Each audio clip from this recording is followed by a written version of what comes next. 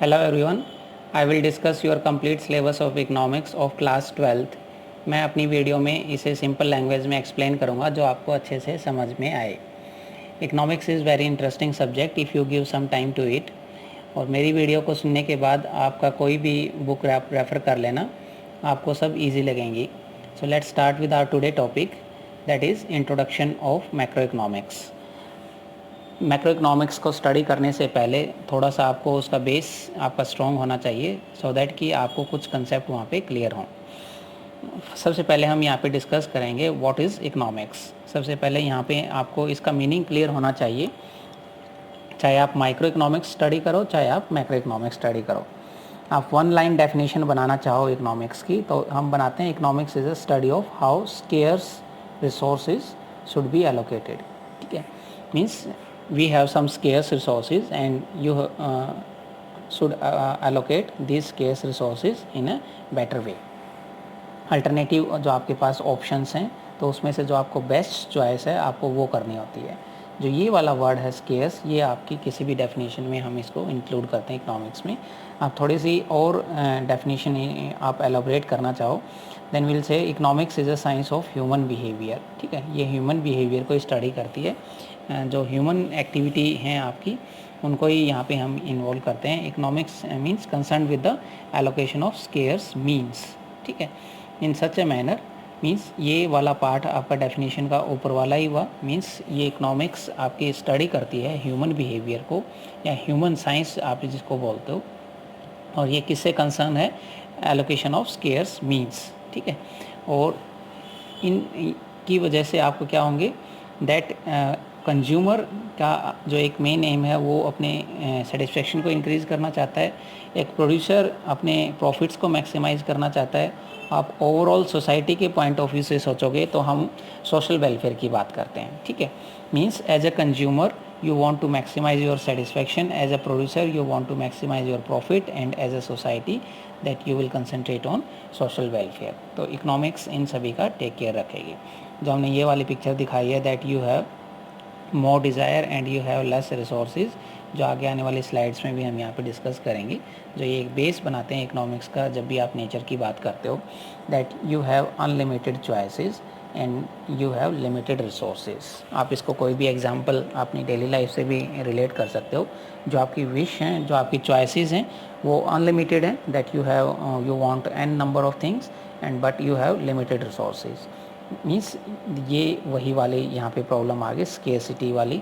Scarcity की हम यहाँ पे मीनिंग करें that society has limited resources and therefore they can not produce all goods and services. जो वो चाह रहे हैं वो नहीं कर सकते, जो लोग चाहते हैं तो उनको वहाँ पे चॉइस करनी पड़ेगी, अपने रिसोर्सेज को एलोकेट करना पड़ेगा वहाँ पे।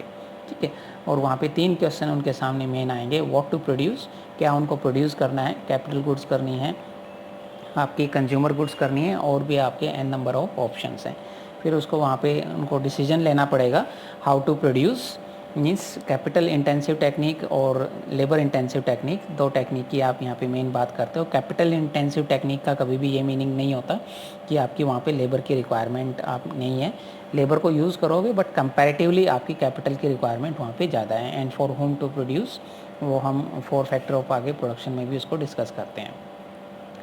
देन इसमें हम फिर डिस्कस करते हैं the difference between micro and macro. जो आपका इंट्रोडक्शन टू मैक्रो इकोनॉमिक्स है, इसमें एक क्वेश्चन काफ़ी बार पूछा जाता है that what is the difference between micro and macro. एक बार हम डेफिनेशन क्लियर करके फिर हम इसको दोनों को सेपरेट 1 बाय 1 डिस्कस करेंगे, डिफरेंस वहाँ पे क्लियर करेंगे। माइक्रो इकोनॉमिक्स, माइक्रो का हमेशा यहाँ पे मीनिंग होता है स्मॉल, और मैक्रो का हम यहाँ पे मीनिंग लेते हैं large. Means micro economics deal with the problem of individual consumer, individual firm और इंडस्ट्री। 3 यहाँ पे जो हम मेन यहाँ पे एलिमेंट की बात करते हैं। मीन्स आपने कोई एक इंडिविजुअल कंज्यूमर से स्टडी करनी है। जब हम आपका एक पार्ट करेंगे माइक्रो इकोनॉमिक्स वाला +2 वाला, उसमें हम डिस्कस करेंगे एक कंज्यूमर अपनी सेटिस्फेक्शन को मैक्सिमाइज़ कैसे करे, एक फर्म अपने रिसोर्सेज को कैसे वहाँ पे ऑप्टिमम यूटिलाइजेशन करे, एक इंडस्ट्री अपने वहाँ पे अपने आप को एम्प्लॉयमेंट से रिलेटेड वहाँ पे कोई इशू हैं उनको वहाँ पे कैसे एस्टेब्लिश करें। तो ये जितने भी आपके इशू हैं, चाहे वो कंज्यूमर से हैं, फर्म से हैं, इंडस्ट्री से हैं, तो ये आपकी किसके सब्जेक्ट मैटर बनते हैं? आपके ये आपका सब्जेक्ट मैटर बनता है माइक्रो का। और मैक्रो को हम यहाँ पे बोलते हैं large, means it's a branch of economics analysis which deal with the study of aggregate. Aggregate आप इसको वर्ड यूज़ करते हो, एक इसको हम बोलते हैं एंटायर, एक बोलते हैं टोटलिटी, जो भी आप वहाँ पे यूज़ करना चाहो। दैट इज़ जनरल ट्रेंड इन, आप नेशनल इनकम की आप बात करो, एम्प्लॉयमेंट अनएम्प्लॉयमेंट की बात करो, इन्फ्लेशन की बात करो, प्राइसेस की, सेविंग इन्वेस्टमेंट की आप ओवरऑल बात करो, गवर्नमेंट इकोनॉमिक पॉलिसीज़, इंडस्ट्रियल हैं, चाहे आपकी मॉनेटरी पॉलिसी हैं, प्राइस है, फॉरेन ट्रेड से रिलेटेड आपकी कोई पॉलिसी हैं, ये सभी आपके फिर हम मैक्रो का पार्ट बनाते हैं।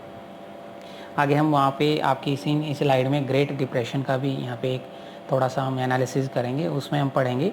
उसके बाद से ही हम मैक्रो इकोनॉमिक्स पे ज़्यादा हमने कंसंट्रेट किया, उससे पहले सिर्फ हम माइक्रो का ही पार्ट मान के चलते थे, that micro economics will deal all the issue. But 1929-30s के बाद और जब केन्स ने वहाँ पे अपना कंट्रीब्यूशन दिया, तो उसके बाद हमने मैक्रो इकोनॉमिक्स को वहाँ पे ओरिजिन हुआ, जो हम स्टडी करते हैं आपकी बुक्स में। अब थोड़ा सा हम इस स्लाइड के थ्रू यहाँ पे डिफरेंस करते हैं, that what is the difference between macro economics and micro economics. Macro economics analyse the economy as a whole, इसकी जगह हमने एक वर्ड और आपको यहाँ पे बोला एग्रीगेट, एंटायर, टोटल, ठीक है, ये कंप्लीट स्टडी करती है। और जबकि माइक्रो इकोनॉमिक्स इंडिविजुअल्स कंपोनेंट को स्टडी करती है इकोनॉमी की, चाहे वो एक कंज्यूमर है, चाहे वो एक फर्म है, चाहे वो एक पर्टिकुलर कोई इंडस्ट्री है, ठीक है। सेकेंड यहाँ पे डिफरेंस करते हैं, it study aggregate economic behaviour, ठीक है। टोटल एग्रीगेट यहाँ पे हम वर्ड यूज़ कर रहे हैं, इकोनॉमिक बिहेवियर को स्टडी करते हैं, that is the behaviour of economic agent on aggregate economic market. और यहाँ पे हम क्या स्टडी करते हैं माइक्रो में, बिहेवियर ऑफ इंडिविजुअल यूनिट्स, चाहे वो आपके इंडिविजुअल फर्म्स हैं, हाउस होल्ड हैं, या आपकी इंडस्ट्री से रिलेटेड कोई बात है।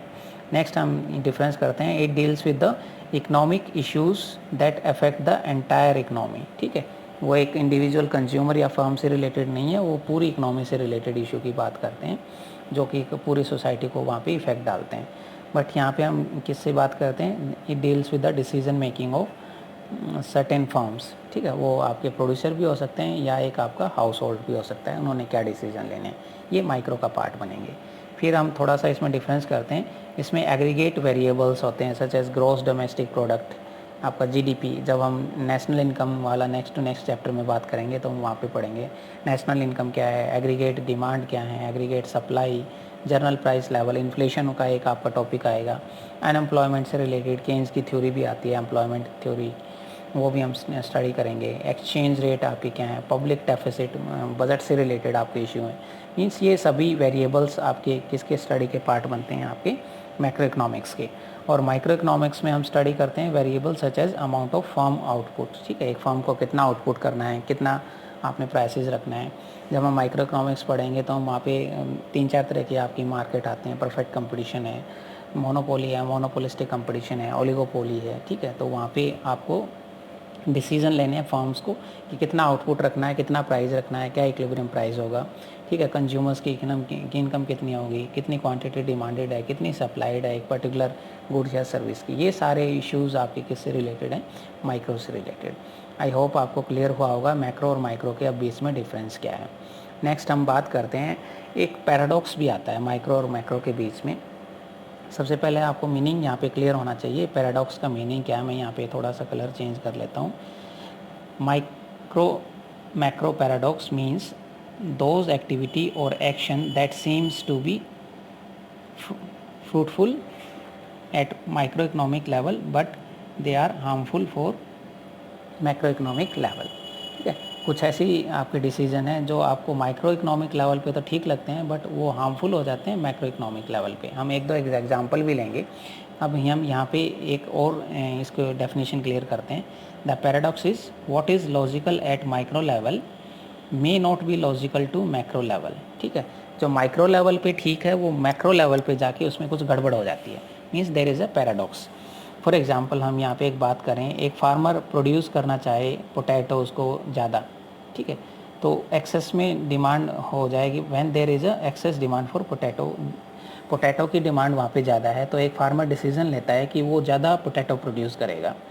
तो वो उसकी प्रॉस्पेरिटी के लिए, वो उसकी समृद्धि के लिए तो बहुत अच्छा है, बट आप ऐसे सोच के देखो, सभी फार्मर ऐसा सोचने लग जाएं कि they want to produce more potato, तो एग्रीगेट सप्लाई है जो आपकी पोटैटो की वो इंक्रीज़ हो जाएगी और उसकी वजह से जो प्राइसेस हैं और जो आपका प्रॉफिट है आपका वो फॉल होगा। मीन्स जो आपकी इकनॉमी है उसमें इनकम लेवल आपके नीचे आ जाएंगे, ना कि आपकी प्रॉस्पेरिटी होगी। तो जो माइक्रो लेवल पे ठीक था आपके लिए, वो मैक्रो लेवल पे जाके वो उसमें चेंजेस हो गए हैं। इसको हम एक एग्जांपल से और समझते हैं। If an individual save then it is beneficial, है ना। आप मान लो हम कहें कि जी 10,000 आप कमाते हो एक महीने में और उसमें से 5,000 बचाते हो और आप 6,000 बचाना चाह रहे हो एक महीने में, ऐसा कोई भी केस आप ले सकते हो। तो एक इंडिविजुअल के लिए तो वो बेनिफिशियल है, बट सभी लोग ऐसा सोचने लग जाएं कि हमें ज़्यादा बचत करनी होगी, तो उसकी वजह से फिर प्रॉब्लम आ जाएंगी। प्रॉब्लम क्या आएंगी, आपकी एग्रीगेट डिमांड वो डिक्रीज़ हो जाएगी, है ना। लोग कम कंजम्पशन करेंगे गुड्स एंड सर्विसेज का, और आप कम कंजम्पशन करोगे तो जो आपके जो इंडस्ट्रियलिस्ट हैं उनकी इन्वेस्टमेंट वहाँ पे डिक्लाइन हो जाएंगी, नई इंडस्ट्री नहीं लगेंगे, आउटपुट्स कम करेंगे वो, और उसकी वजह से फिर आपकी एम्प्लॉयमेंट आपकी कम होगी। एम्प्लॉयमेंट कम होगी तो फिर आपकी इनकम कम होगी, और इनकम कम है तो फिर वही एग्रीगेट डिमांड कम हो जाएगी। मीन्स ये एक सर्कल आपका चलता रहेगा। Means there is a paradox कि जो माइक्रो लेवल पे ठीक है वो मैक्रो लेवल पे भी ठीक हो, ऐसा कुछ नहीं है। नेक्स्ट हम बात करते हैं, देर आर एक थोड़ा सा वैसे आपका फुल फ्लैश चैप्टर आता है ये, जिसको हम आगे सर्कुलर फ्लो ऑफ इनकम के नाम से भी जानते हैं। मैक्रो इकोनॉमिक्स में फुल फ्लैश चैप्टर आएगा, बट थोड़ा सा आपको यहाँ पे क्लियर होना चाहिए कि जो इकनॉमी है उसको हम नॉर्मली 4 सेक्टर में यहाँ पे डिवीजन किया है। एक होता है हाउस होल्ड सेक्टर, जो कि consumption of goods and services करता है, एंगेज रहते हैं वहाँ पे। एक होता है producing sector, house hold sector अपनी सर्विसेज भी देता है टू प्रोड्यूसिंग सेक्टर, और उसको रिटर्न में उनको वहाँ पे कैश में अमाउंट मिल सकता है, मनी फॉर्म में, जिसको मॉनेटरी आपका बेनिफिट्स वहाँ पे आपको होंगे। एक होता है वहाँ पे गुड्स एंड सर्विसेज भी मिल सकती हैं। सेकंड यहाँ पे प्रोड्यूसिंग सेक्टर, ठीक है, जो आपके इंडस्ट्री हैं, एंटरप्राइजेज हैं, they engage in the production of goods and services, ठीक है। और फिर तीसरा है यहाँ पे गवर्नमेंट, है ना। गवर्नमेंट अपना रोल प्ले करती है, वो किस एक्टिविटी में एंगेज रहती है, रिलेटेड टू टैक्सेशन, कितना लोगों के ऊपर टैक्स लगाना है, डायरेक्ट इनडायरेक्ट है, सब्सिडी कितनी देनी है, ठीक है, कंजम्पशन और प्रोडक्शन कितना करना है, उसमें भी खुद की भी इनकी इंडस्ट्री है। फिर एक हम इसमें फोर्थ जो आपका सेक्टर लेते हैं, rest of the world. Means हम सिर्फ इंडिया की इंडिया में ही नहीं है, हम कुछ वहाँ पे इंपोर्ट भी करते हैं, कुछ चीज़ों को वहाँ पे एक्सपोर्ट भी करते हैं। तो हमें ओवरऑल आपके चारों सेक्टर्स को वहाँ पे स्टडी करते हैं। ये 4 कंपोनेंट आप के बनते हैं, एक हाउस होल्ड सेक्टर, एक प्रोड्यूसिंग सेक्टर, एक गवर्नमेंट सेक्टर, एक आपका फिर हम बोलते हैं rest of the world. Next हम यहाँ पे थोड़ा सा बात करेंगे फीचर्स ऑफ कैपिटलिस्ट इकनॉमी की। ये वैसे सभी फुल फ्लैश चैप्टर हैं, बट थोड़ा सा आपको मैक्रो इकोनॉमिक्स के इंट्रोडक्शन में थोड़ा पता होना चाहिए। कैपिटलिस्ट इकनॉमी में हम एक बात करते हैं, कैपिटलिस्ट सोशलिस्ट इकनॉमी वैसे आपकी हैं। हमारी जो इकनॉमी है इंडियन इकनॉमी, हम इसको मिक्स्ड इकनॉमी बोलते हैं। यहाँ पे गवर्नमेंट का भी रोल है और जो आपका प्राइवेट सेक्टर्स हैं उनका भी आपका यहाँ पे रोल है। एक इसकी फीचर्स है right to private property. Right to private property means आपको हक है कि आप अपनी प्रॉपर्टीज़ हैं, जो फैक्ट्रीज़ हैं, मशीन्स हैं, प्लांट हैं, आप उनको ओनरशिप आप ले सकते हो, ठीक है। आपके जो प्राइवेट इंडिविजुअल्स हैं या कंपनीज़ हैं उनके पास प्राइवेट प्रॉपर्टी की होने में कोई उनको परेशानी नहीं है। ये कैपिटलिस्ट इकनॉमी की एक इम्पॉर्टेंट फीचर है। सेकेंड है आपकी प्राइस मैकेनिज़्म। मीन्स ये इनविजिबल हैंड की तरह काम करता है, that control the working of capitalist economy. Like हम जो बात करते हैं कैपिटलिस्ट इकनॉमी की मेन फीचर्स की, जो forces of demand and supply हैं, ठीक है, वो अपने आप डिटरमाइन करेंगे कि प्राइस क्या होगा और लेवल ऑफ प्रोडक्शन क्या होगा इन इकनॉमी, ठीक है। गवर्नमेंट मीन्स उसमें कोई इंटरफेरेंस नहीं करती उस मैटर में। डिमांड ज़्यादा होगी और सप्लाई आपकी उतनी नहीं हो पाएगी तो ऑटोमेटिक है वो प्राइसेस पे प्रेशर डालेंगी, प्राइसेस वहाँ पे इंक्रीज़ हो जाएंगे। और आपके जो हम इक्विलिब्रियम में भी एक आगे जाके मैक्रो इकोनॉमिक्स में पढ़ेंगे। एक फिर इसकी फीचर है प्रॉफिट मोटिव, ठीक है। Means driving force behind the capitalist economy is the profit motive. Means all companies wish to produce and sell products to maximise their profits, है ना। वो अपने पैसे को ज़्यादा से ज़्यादा वहाँ पे प्रॉफिट को बढ़ाना चाह रहे हैं, पैसे को बढ़ाना चाह रहे हैं, ठीक है। नेक्स्ट हम यहाँ पे बात करें फ्रीडम ऑफ एंटरप्राइज। मीन्स ये कैपिटलिस्ट इकनॉमी की एक और इम्पोर्टेंट फीचर है, दैट कोई भी वहाँ पे आपकी जो दो हम यहाँ पे लें, लाइक कंज्यूमर की और बात करें और प्रोड्यूसर की बात करें, तो as a producer you are free to produce any goods and services, and as a consumer you are free to buy any goods which you desire और विच यू वांट। ठीक है, वहाँ पे कोई रिस्ट्रिक्शन नहीं है गवर्नमेंट की side से। तो ये आपकी 4 जो हमने यहाँ पे मेन फीचर्स की बात करी एक कैपिटलिस्ट इकनॉमी में। अब हम थोड़ा सा बात करते हैं ग्रेट डिप्रेशन की। मैक्रो इकनॉमिक्स का जो आपका ओरिजिन यहीं से स्टार्ट हुआ था 1930 से 35-6 में। एक केन्स ने इकनॉमिक्स भी बुक भी लिखी है, आगे जाके कभी डिटेल में आप स्टडी करना उस बुक को, बहुत अच्छी बुक है। हम बात करें ग्रेट डिप्रेशन की। ग्रेट डिप्रेशन को हम बोलते हैं महामंदी। ठीक है, महामंदी का जो दौर है ये 1930s में आपका स्टार्ट हुआ था, 29 में इंस्टीड। तो हम इसको बोलते हैं जो क्राइसिस आया, इकोनॉमिक क्राइसिस आया, ये अमेरिका से स्टार्ट हुआ और पूरे आपके वर्ल्ड में ये फैला through out the much of the world. During this time many people out of work, है ना, बहुत सारे लोगों की नौकरियां चली गई, भुखमरी आई और उनके घर बार भी छूटे वहाँ से। Great depression big with the crash of stock market का जो क्रैश हुआ उनके वहाँ पे अक्टूबर 1929 में, तो उसके वहाँ से शुरुआत हुई। और causes of the great depression कुछ इकोनॉमिक्स और अलग अलग थिंकर्स मानते हैं। उसमें ड्रॉट भी इसका एक पार्ट था, ओवर प्रोडक्शन भी गुड्स का हुआ वहाँ पे, ये भी एक पार्ट था। बैंक्स का फेलियर भी बहुत ज़्यादा हुए वहाँ पे, अगले स्लाइड में मैं डिस्कस करूँगा लगभग कितने बैंक हुए। स्टॉक की स्पेकुलेशंस भी बहुत ज़्यादा होने लगी थी। कंज्यूमर्स के जो डेट थे, जो है ना उधारी लेते हैं, वो भी बहुत ज़्यादा बढ़ गए थे वहाँ पे। तो ये सभी कारण बने जो ग्रेट डिप्रेशन के वहाँ पे रिस्पॉन्सिबल थे। अब हम यहाँ पे बात करेंगे कुछ इंटरेस्टिंग फैक्ट की जो ग्रेट डिप्रेशन से रिलेटेड हैं। The stock market lost almost 90% of its value. आप अज्यूम करो कि आज मान लो कहें कि 100 रुपये का शेयर है, आज उसकी वैल्यू कम होकर 10 रुपये रह जाए, तो आप इमेजिन करो सिचुएशन क्या होगी। और ये जो 90% आपकी जो वैल्यू श्रिंक हुई वो 1929 से 33 4 साल के अंदर अंदर मींस 90% आपकी जो स्टॉक मार्केट थी वो वहाँ पे क्रैश हो गई। और जो 11,000 के आसपास जो बैंक थे वो फेल्ड हुए इस ड्यूरेशन ग्रेट डिप्रेशन के टाइम में, और उसकी वजह से काफ़ी जो सेविंग्स थी वो वहाँ पे इम्पैक्ट हुई। वहाँ पे 1929 में अनएम्प्लॉयमेंट जो 3% थी वो बढ़ के 33 में 4 साल में 25% हो गए। मीन्स कि आप इमेजिन करो 4 में से आपके जो हैं with 1 out of every 4 people out of work, ठीक है, वहाँ पे वो निकल गए। नेक्स्ट मीन्स 4 लोगों को जॉब थी तो वहाँ पे एक ने वहाँ पे अपनी जॉब वहाँ पे निकल गई उसके हाथ से। द एवरेज फैमिली इनकम है, वो जो एवरेज फैमिली इनकम थी वो 40% आपकी गिर गई इन 4 सालों में। और more than $1 billion in bank deposits जो थे आपके were lost due to the bank closing. ठीक है, जो हमने कहा कि 11,000 लगभग बैंक वहाँ पे फेल हुए। The worst year of the great depression is 1932 and 33। जो लास्ट वाले जो 2 साल थे 32 और 33 वाला, 1932-33 वाला, around 3 lakhs companies went out of the business, है ना, 3 लाख कंपनियां उन्होंने अपना बिजनेस वहाँ पे गंवा दिया। और hundreds and thousands of family could not पे देयर मॉर्टगेजेस, जो वो थे अपना लोन उधारी ली थी वो उनको पे नहीं कर पाए।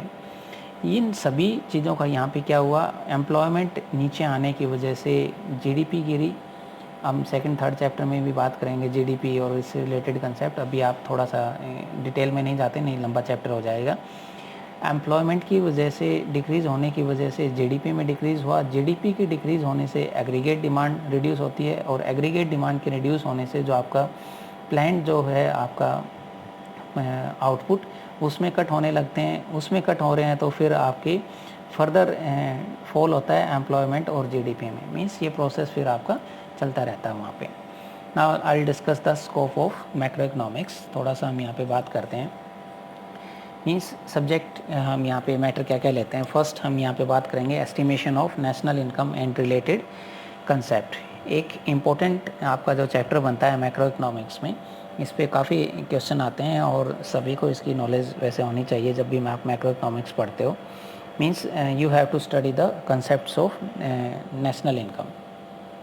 और उसमें हम फिर नेशनल इनकम में लाइक हम पढ़ेंगे gross domestic product, net domestic product, definition क्या है नेशनल इनकम की और उससे रिलेटेड जितने भी सभी कंसेप्ट्स की, तो एक इम्पॉर्टेंट पार्ट बनता है।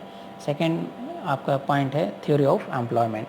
ठीक है। थ्योरी ऑफ एम्प्लॉयमेंट में हम केन्स में इसका मेन कंट्रीब्यूशन मानते हैं, जो थ्योरी ऑफ एम्प्लॉयमेंट उन्होंने दी थी। हम यहाँ पे देखेंगे कि एम्प्लॉयमेंट में इंक्रीज डिक्रीज होने से आपके इकोनॉमी पे क्या इफेक्ट आता है। फिर नेक्स्ट हम स्टडी करेंगे theory of money. Theory of money में हम बात करेंगे कि जो बैंक के पास जो आप पैसा जमा कराते हो उसको वो इंक्रीज़ करके लोन देते हैं मार्केट में, क्रेडिट क्रिएशन के नाम से आप उसको जानते हो। जो कमर्शियल बैंक हैं जितने भी आपके, वो उनका एक इम्पोर्टेंट कंपोनेंट है मैक्रो इकोनॉमिक्स का, क्रेडिट क्रिएशन। ठीक है, हम उसको भी डिस्कस करेंगे। एक हम इसमें नेक्स्ट कंसेप्ट पढ़ते हैं जो aggregate demand and aggregate supply, ये भी एक इम्पोर्टेंट पार्ट बनता है।